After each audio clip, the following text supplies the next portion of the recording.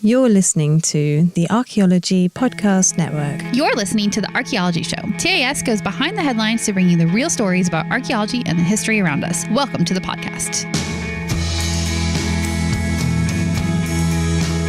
Hello and welcome to the Archaeology Show, episode 269.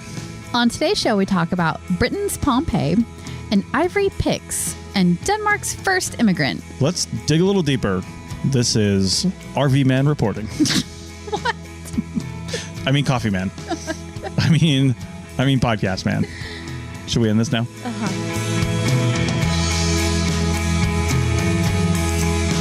Welcome to the show. My name is Christopher Webster. Oh, you full named yourself. You never full name yourself. Now I'm going to get internet trolled. There goes my data. That's not your middle name. Oh, yeah. Go ahead. No, I'm not doing my normal Oh, you're name. not going to do it? Oh, No. Okay. Then I will get trolled that's for real. draw the line there. Draw the line. Okay. Even sure. though, like, all my information's out there. Yeah. Yeah. I'm sure it's pretty easy to find. What other information is out there about me? Mm-hmm. It's not really about me. That was a bad segue. I'm going to say it anyway. Okay. So there's a link in your show notes for our TeePublic store. Yes. That's by the Archaeology Podcast Network. Yes. And it's going to take you to a new design that some of TeePublic's designers were kind enough to work with us on. Yeah. And it's for the Archaeology Show specifically. And it's, when you see it, I feel like I have to explain it a little bit.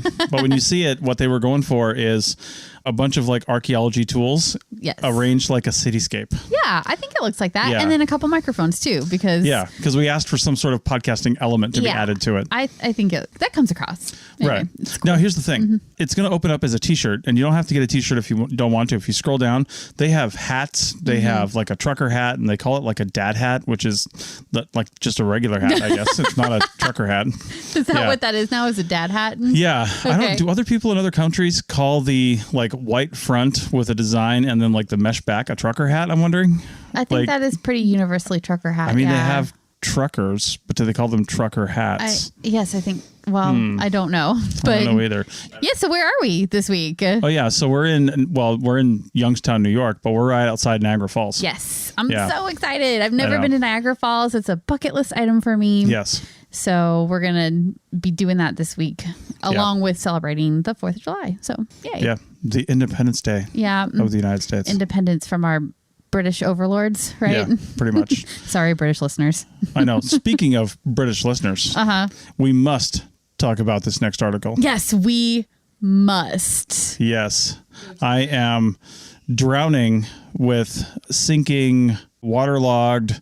I'm out of things to say. Yeah, I don't know. Yeah. You lost me. Go ahead. I know. Explain yourself. Anyway, so there is a site in Britain, and in fact, I got to say first, like this article is kind of all over the place right now because it was picked up by CNN. Yeah. And they promoted it. That's not one of the, is that the one we have linked to? Yeah, we do have that one. I linked to two of them, but I like the CNN article better. The BBC country one or whatever is not as good as the CNN one. So. Well, either way, I'm not really sure why this even came out. It's like somebody decided to write an article about this, and then it's possible that they did actually release some more information. I think they did.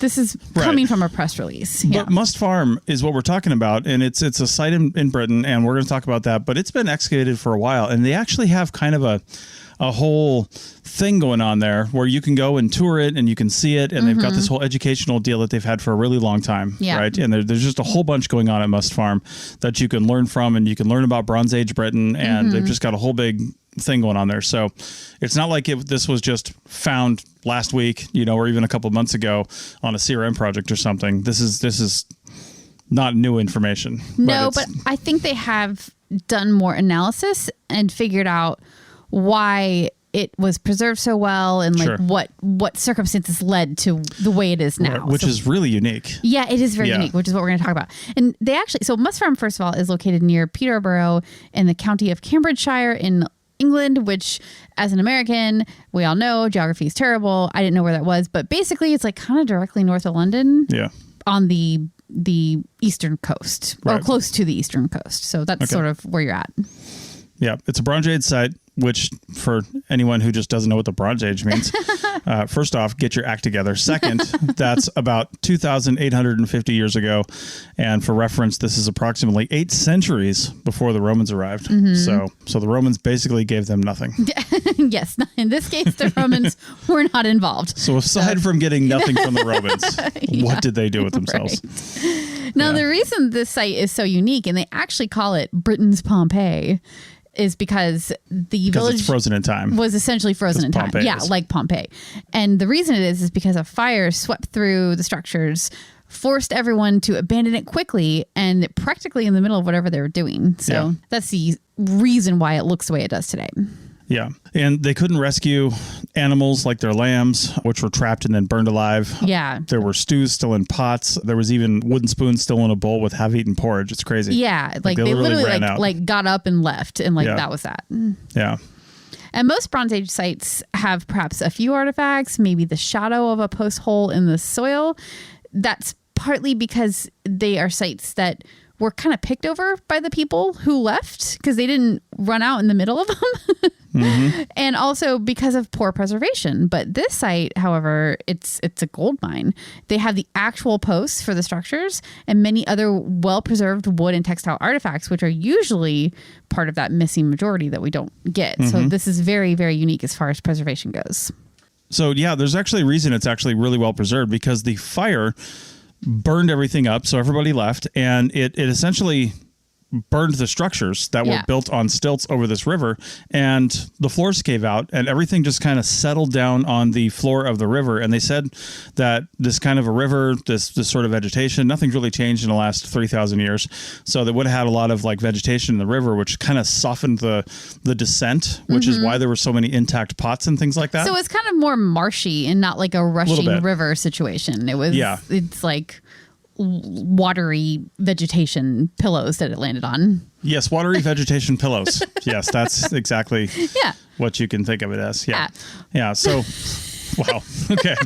So, I'm not wrong. All right. So that's the next T-shirt we have coming out. Watery vegetation pillows. Yes. Yep. So anyway, that's why this stuff was so well preserved. So it was burned and charred, and then fell down into the water, and then silted in, and all those, in a low oxygen environment, and all those things came together and said, now you're Pompeii. Like Pompeii was covered in ash and all these things. So things were killed, people, and I don't have any people here, but there were, all the animals and things like that. Yeah. And that's why everything was so well preserved. So anyway. It seems like most of the people got out of here. So it's just like the things people had that are left behind. So but I mean, the preservation is so good that you can even see like the axe marks in the wood. Yeah. As if they were made just, last week. So it's cool.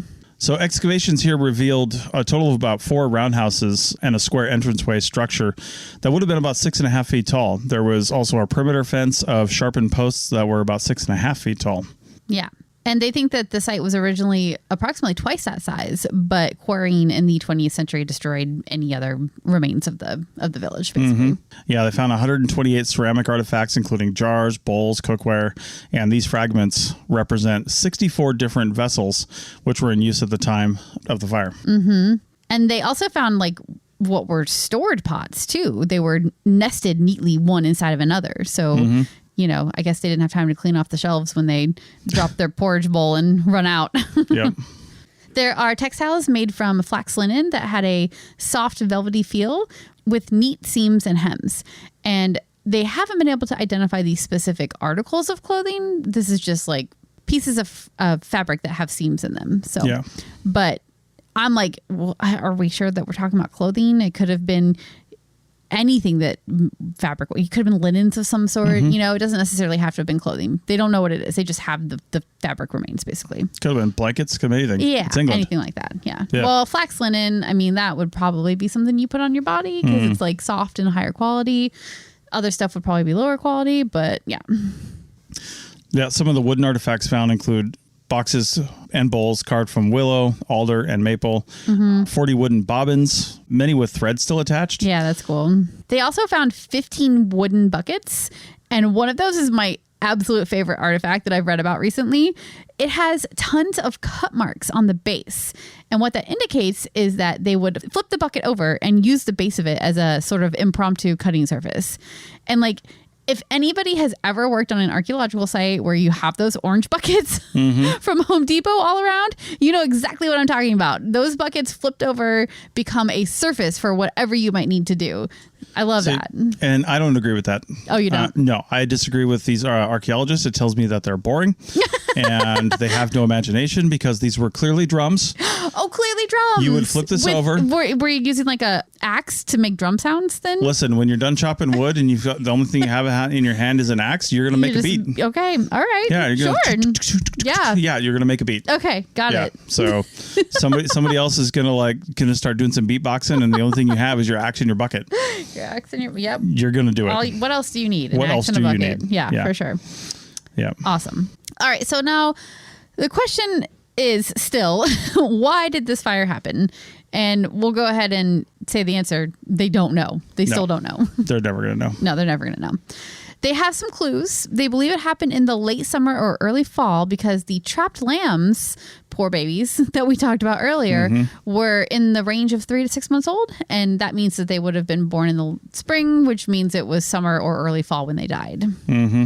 Yeah, it could have been accidental, could have been deliberate. They could have been attacked. Yeah. They found a stack of spears with 10-foot shafts. That could indicate warfare between communities was a thing. I mean, of course they would have had some sort of weapons. They have to have something to defend themselves. But I was this could have been used for hunting too. Yeah, I was like, do these spears mean warfare or does it just mean like hunting? So, yeah. Yeah, they didn't find any direct evidence though. So, it would be really hard to find evidence of what actually started the fire. Yeah, I think they even said they had like an arson investigator like look at it to see if they like look at the remains and see if anything looked like, the smoking gun or whatever. But nothing came from that. So, yeah.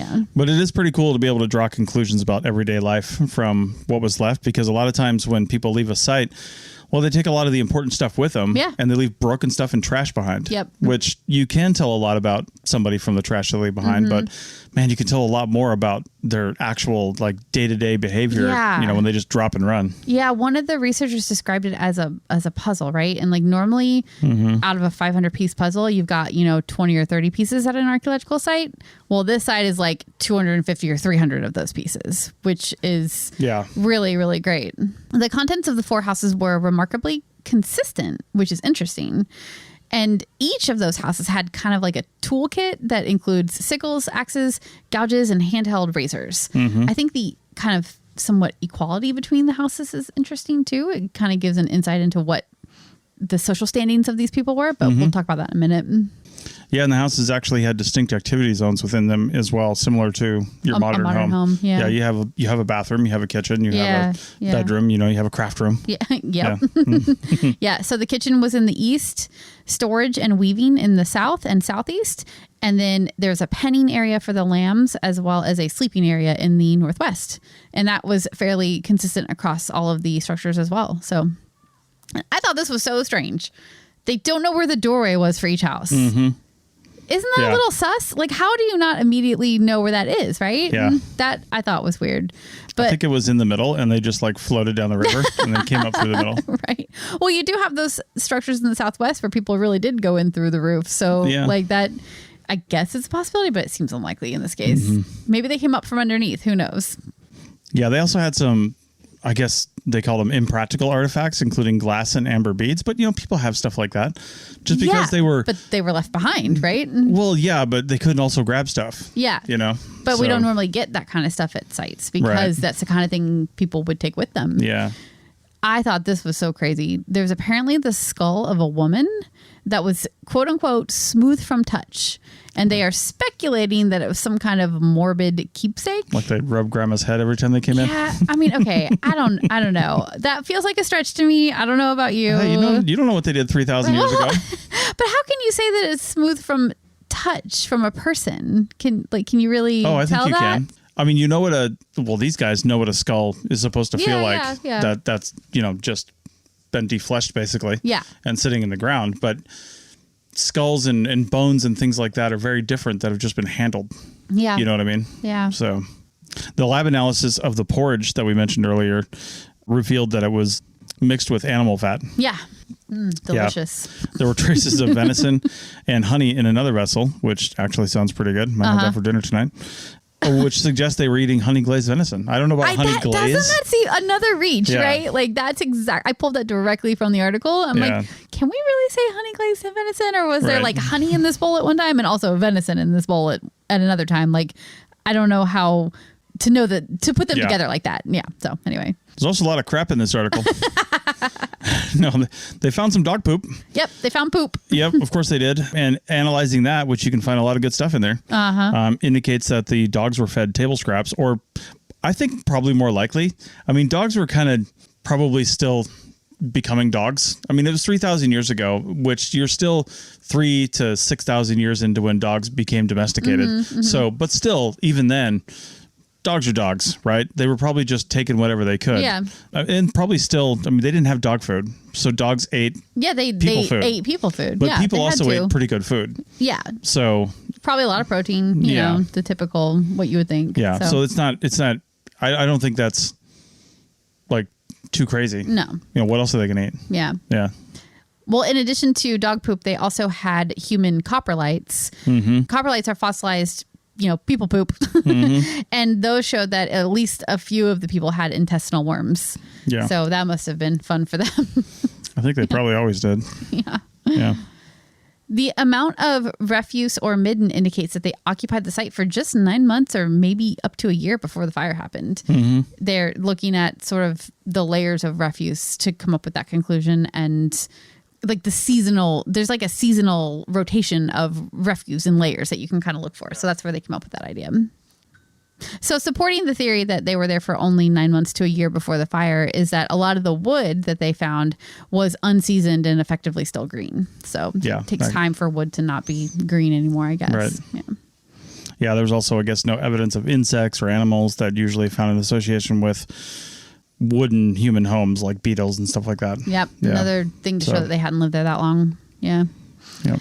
That we kind of alluded to this earlier, but the equal contents and sizes of the houses indicate that life in a small village like this might have been a little less hierarchical than, you know, is originally thought or talked about, you know, in other sites. Maybe in a larger community that you would have, you know, a leader in the hierarchy, but this one just doesn't it seems like everybody was kind of living on an equal level. So it's kind of hard to say that for sure since half the structures are missing. So you don't know, maybe there was a mansion on the other side of the village that is not included here and we don't know about, but yeah, but I think it is interesting that the houses they do have are all very, very equal.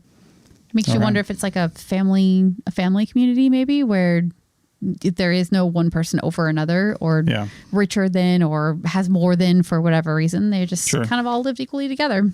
All right. Yeah. Okay. Well, that's about enough on Must Farm. Go check it out.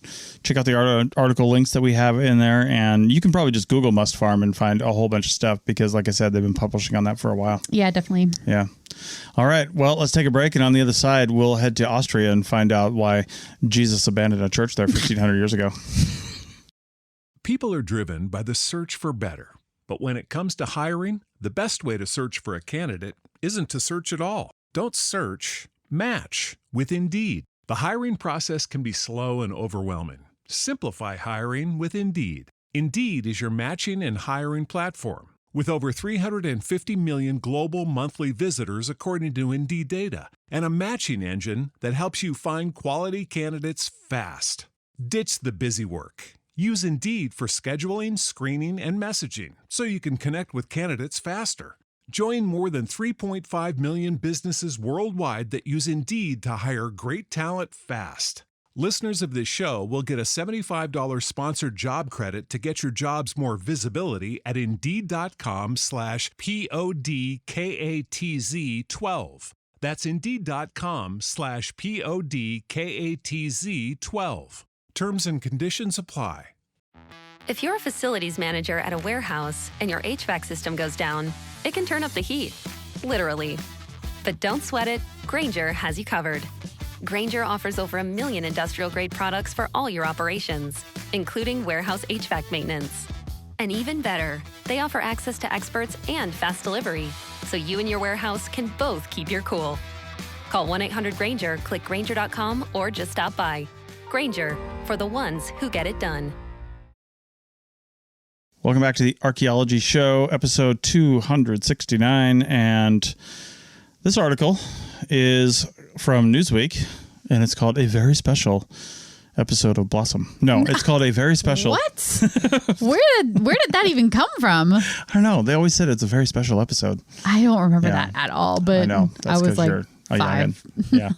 It's a very special 1,500-year-old Christian artifact discovered. I mean, they're putting very special on, but, you know. Yeah, very special is in quotes. But it's very cool. But it was broken and buried by the church. So let's find out how special it was. Anyway, so this artifact is actually a round container known as a Pyx, P-Y-X, and was found during excavations at a 5th to 6th century church in Urshan, southern Austria.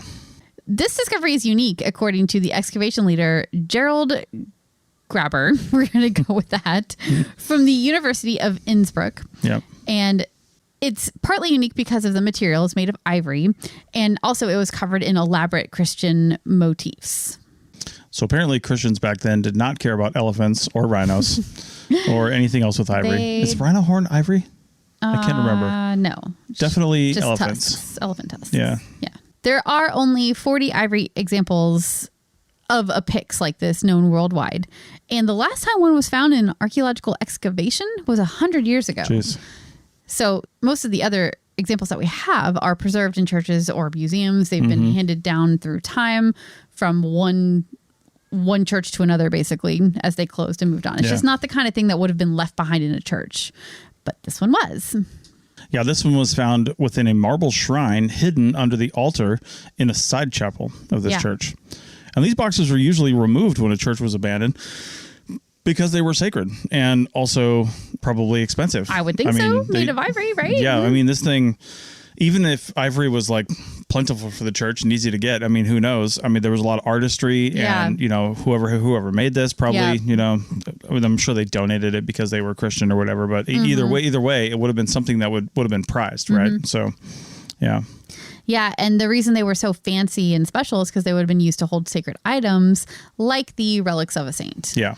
And by relics, we mean body parts. Yeah. Which is speaking, gross. Yes. Yeah.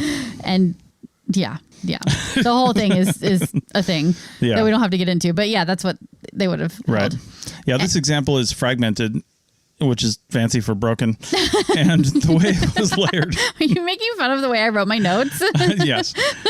The way it was layered in the marble shrine, they think it was already broken in late antiquity when it was buried. So like I said, it was broken, and then they just kind of left it there and buried it. Yeah, it sounds like it probably broke accidentally, because it's not like anybody would break this thing on purpose, right? So, but the thing is, and this is sort of a guess by the people who are doing the excavation, but they are guessing that even though it broke, for whatever reason, they carefully preserved all those pieces in the shrine because it was still considered sacred since it was in contact with a relic at some point. Right. So if you make contact with the relic, you must be taken care of, I guess, even if you broke and aren't usable anymore. So if I just like ran into a church and touched a relic, I would become sacred? I don't know if it works like that exactly, but yeah. I try it. So back to the box itself. The decorations depict a variety of biblical scenes, including Moses receiving the laws from God at Mount Sinai in the Old Testament.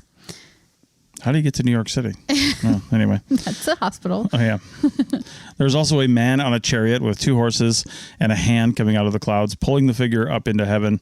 And this could be a depiction of the ascension of Christ. Yep.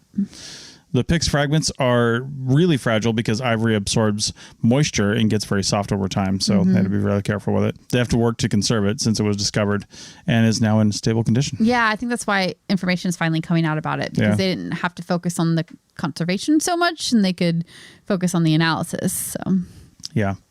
This church that they were excavating at is part of a hilltop community that was established in the late 3rd, early 4th century. And at that time, the area was still under Roman control. Yep. So kind of in a transition time, though, because we got Roman control, but Christian church. So, and that probably speaks to why it was abandoned around the year 610. It might have been sort of an indirect result of the void of the Romans leaving the area and the empire going away. So, yep. Yeah. In addition to the church, they found a number of dwellings, a cistern, and a second Christian church. Yeah. Gotta have your church options, right? Yep. All right. Well, that's pretty much it for that. I'm sure if they're still working on it, there could be more coming out in the future, and I'm sure we'll see it. So, all right. Well, on the other side of the break, we're going to talk about bog bodies. I love bog bodies. Back in a minute. People are driven by the search for better. But when it comes to hiring, the best way to search for a candidate isn't to search at all. Don't search, match with Indeed. The hiring process can be slow and overwhelming. Simplify hiring with Indeed. Indeed is your matching and hiring platform. With over 350 million global monthly visitors according to Indeed data, and a matching engine that helps you find quality candidates fast. Ditch the busy work. Use Indeed for scheduling, screening, and messaging so you can connect with candidates faster. Join more than 3.5 million businesses worldwide that use Indeed to hire great talent fast. Listeners of this show will get a $75 sponsored job credit to get your jobs more visibility at Indeed.com/PODKATZ12. That's Indeed.com/PODKATZ12. Terms and conditions apply. To the teachers, assistants, and support staff who see potential in every child, Grand Canyon University recognizes you. We created the National Center for Teacher Preparation at GCU, along with a generous scholarship, so you can become a licensed teacher with paid benefits. Over 100 GCU alumni have been recognized award recipients, including Superintendent, Administrator, and Teacher of the Year. Find your purpose at Grand Canyon University. Private, Christian, affordable. Visit gcu.edu/parapro. Welcome back to the Archaeology Show, episode 269.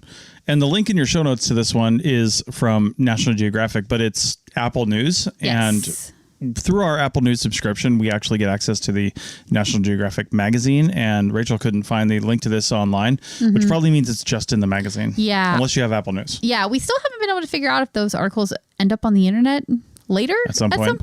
I'm not sure. But This is kind of an article, but it's in like their news section. Yeah. So it's not, I don't know, it's not like really an article. I mean, it kind of is. But it is like super interesting. I really enjoyed this one because it was something I had never heard of before. And I love a good bog body. They're so great. They preserve so well. We learned so much about whoever that person was and wherever they were from when they're preserved in a bog. So the headline here is Stone Age Bog Body Lived Between Two Worlds. Subtitled, New Details About Vitrup Man, whose battered body was found in a bog, suggest he was an old-style hunter-gatherer who became a farmer. And I wanted to read that because, we always give the name to these things that were found, like man or woman, of Vitrup Man because he was found. But, you never get that title when you're alive. So I just want to be known. Are you going to be Monroe Man? I just want to be like RV Man. Well, it's where you're found. Oh, yeah. Not where you're born, where you're found. No, I just want to determine what kind of man I am now. Okay. Yeah. Got it. Because while you're alive, you should be able to say what kind of thing you are. Yeah. Like you're Yarn Woman. Obviously. Like what else would I be? Yeah. All right. Well, that's a deal. Okay. I'll make sure that's on your headstone or whatever. Okay. Which one? Which one? Which one? Like Podcast Man or RV Man or... We're going to have to... Yeah, we'll have to keep working on it. You don't have a logical thing. You have many things. Probably just like Coffee Man. Coffee Man works. Oh, man. All right. Well, this guy, Vitrup Man, which he didn't know about, was found in northern Denmark near the town of Vitrup. Go figure. Yeah. Yep. And his fragmented skull was found by peat diggers in 1915. So we've had his remains for a while. And Pete Diggers is not the name of a man. No, it's not. But it's the name of... Pete's P-E-A-T, Pete.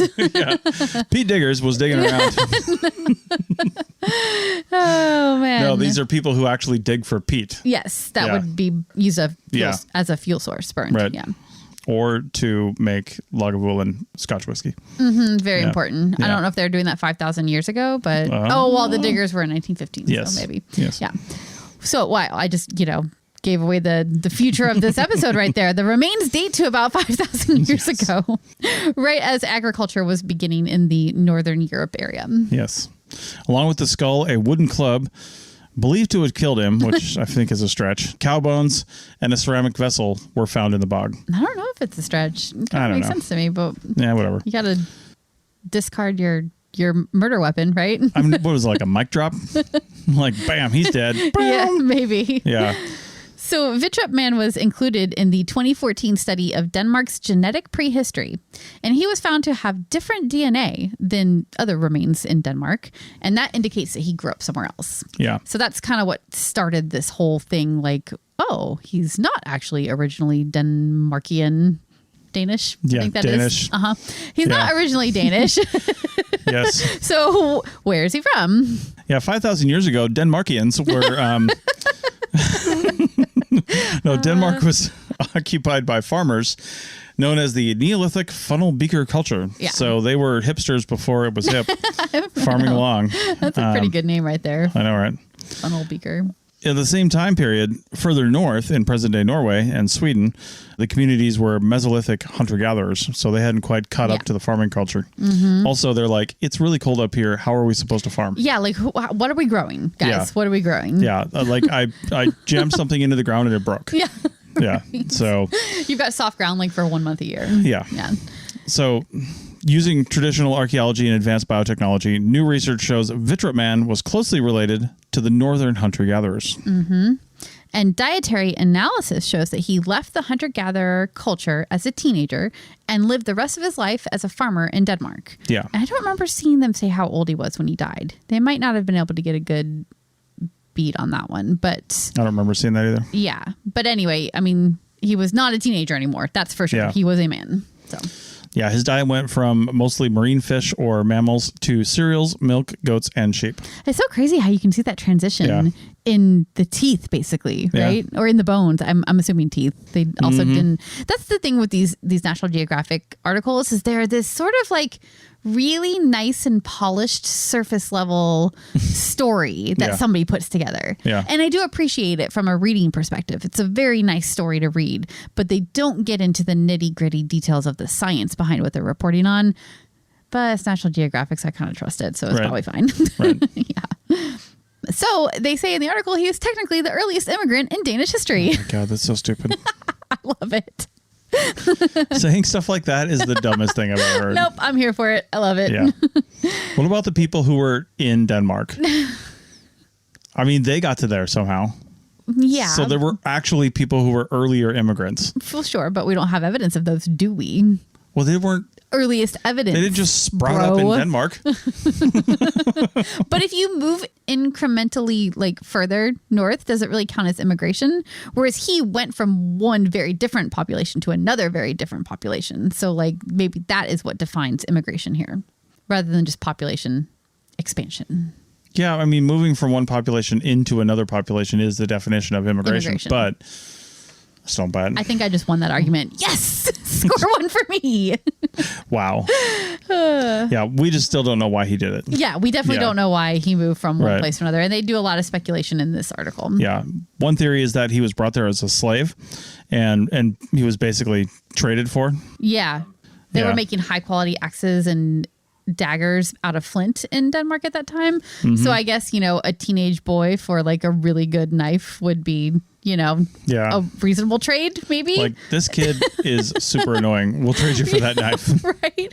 Since for me, that seems like a little too like cutthroat or something. Like, who would have traded a child, essentially a child, for some really good stone tools? That doesn't seem super likely, but It's entirely possible as well that there could have been a common trade of maybe like maybe not indentured servant, but maybe some sort of Like apprenticeship or work kind of thing. Like, hey, go down there for a while and then come back. But maybe they just didn't treat him very well. Yeah, or maybe he that's was true. caught stealing or something like that because he dies kind of horribly. We find out here in a minute. Yeah. But Yeah. Either way, I don't know. There could have been some other reason, but they're bog bodies. We have found quite a few bog bodies, but we might just not have enough evidence to know what the relationship was between Denmark and their neighbors to the north. Yeah, and I don't think they had enough of his remains to like look for, joint issues that might have happened if he was doing hard labor or something like that. So they probably can't speak to that kind of, long-term trauma on his body. But one thing they do know is that he definitely would have traveled there by boat. both cultures would have had seafaring technology at this time. So he definitely traveled by boat. So that leads into one of the other theories, is that maybe he was part of a Scandinavian trader group, and he went there, and maybe he willingly, stayed and moved there on purpose. Maybe it's too cold for him in the north. Yeah, maybe I was like, well, maybe he fell in love with a girl and like decided to stay behind and win her heart. That seems like such a romantic teenage boy thing to do, right? And then he knocked her up. Or maybe he knocked her up and had to stay behind. I don't know. Didn't marry her. And then knocked up her sister. Oh. And then dad clubbed him in the head 8 times. Oh, yeah. Dad and his brothers. No, but see, the thing is that he was older. He wasn't a teenager anymore when he died. Okay. Well, he knocked up other people in the village. You don't have to be a teenager to knock people up. Well, that's true. Right. Because we find that his head was actually clubbed in. Looked like he was struck about 8 times. Yeah. And they think it was the club he was found with. But again, maybe it was his club. I mean, who knows, right? Yeah. He could have been trying to defend himself. There's no way to prove that it was the club that he was killed with. True. There's not. I wonder if they could do some like microscopic analysis on it to see if there's like DNA from the skull on the club or that kind of thing. I don't know. Yeah, the bog probably ruined it. Yeah, it probably did. But yeah, I mean, it's pretty brutal. So back to what happened to him. Maybe he was a thief or something, and that was how they handled his punishment. Yeah. Who even knows? I mean, but and they're even saying maybe he was a slave who was sacrificed to the god, but he's no longer able to work. I know. There's a lot of reaching here. I know. We just have no idea. That sentence really got me because I was like, why would you brutally club somebody over the head when they're like supposed to be a ritual sacrifice to some gods? That just doesn't seem like the way to treat a sacrifice. But I mean, I guess I can't look at it with my modern eyes. You have to look at it with the eyes of the people that were there, which you don't have, so you can't do. You just have to speculate, which is what we do. Lots of speculation. Mm-hmm. All right. Yeah, I don't know. I wish we could know why he died horribly the way he did. My true crime heart is like, come on, we've got to have this story. Yeah. I'll be able to figure it out, but yeah, doesn't look like it. All right. Well, is that it? Think so. I think it is. Yeah. All right. Well, hey guys, we mentioned last time on the podcast that we were thinking about starting an RVing podcast. And I realized I said, hey, message us if you want to do that. But that's actually kind of hard. Yeah. Like nobody's going to send in an email. You're going to sit there and tap out an email to us. So an easier way might be look down in your show notes. We'll leave a link to our Roadster Adventures Instagram, which if you're not doing that for some reason, it's just RODSTER Adventures Roadster, which is a combination of our 2 last names. That's why it's not ROAD Road. Right. It's like Rodster. Think of it that way. Mm-hmm. So Roadster Adventures on Instagram, and just go follow us. Mm-hmm. I think we've got like 730 followers as of this recording. Mm-hmm. If we get to 1,000 followers on Instagram, which is only like 270 of our 30,000 listeners every month, which shouldn't be that hard. We have 30 to 50,000 listeners. It won't be so hard at all. Sure. No, that's like a drop in the bucket. I'm sure. Like, there's definitely 270 people that are going to go follow us right now. Yeah, that's all I'm saying. Yeah, just go follow us. If we get to 1,000, you're so like glass half full. Sometimes it's shocking. If we get to 1,000, because I'm willing to bet most of the people that listen to this show do not follow us on Instagram because we've had that many followers for a while. Yeah, we don't really promote it too much. We don't really do anything with the Instagram too much. We do post some stuff on there, but if we get to 1,000 over there, that'll be our signal that people want to hear a podcast. People want to hear us talk about RVing. They want to hear us ramble on even more about nonsensical things. Yep. Yeah. So at least on this podcast, you learn something from us. You'll literally learn nothing over there. I promise you that. That's not true. You might like be inspired to buy an RV and hit the road. Oh yeah. We'll cost you hundreds of thousands of dollars. Depending on how you do it. Truth. Guaranteed to lose your life savings if you listen to that show. Yeah. So yeah. Anyway. With that. It's great. Do it. Bye. Bye.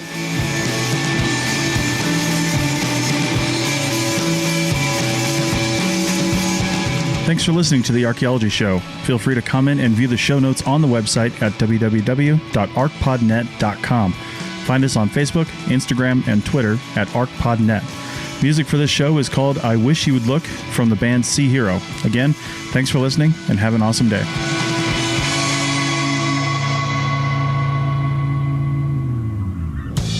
This episode was produced by Chris Webster from his RV traveling the United States, Tristan Boyle in Scotland, DigTech LLC, Cultural Media, and the Archaeology Podcast Network. And was edited by Rachel Roden. This has been a presentation of the Archaeology Podcast Network. Visit us on the web for show notes and other podcasts at www.archpodnet.com. Contact us at chris@archaeologypodcastnetwork.com.